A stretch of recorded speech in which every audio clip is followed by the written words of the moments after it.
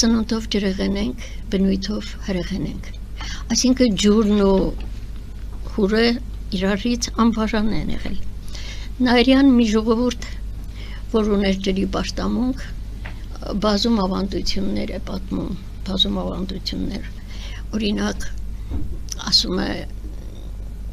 դարեր առաջ, երբ եկեղեցի թե ինչ-որ կառույց են սարքում, կրակը նետում են ջրհորը։ 70 տարի անց, երբ այդ ջուրը հանում են մեկ այլ շինարարության վրա օգտագործելու, նորից կրակ է դառնում։ Մենք ունենք այսպիսի մի արտահայտությունն էլ չէ, որ աղը արևով ծովից զատված մասն է, կրակն է, աղը, որ արտահանվել է, ալքիմիկները տարել են, Հայաստանից օգտագործել են։ Հետո ամենակարևորը, որ հողը ճանապարհ բացողն է, արգելքներ հաղթարող, ինչ եմ սրան անդրադառնում, պիտի եթե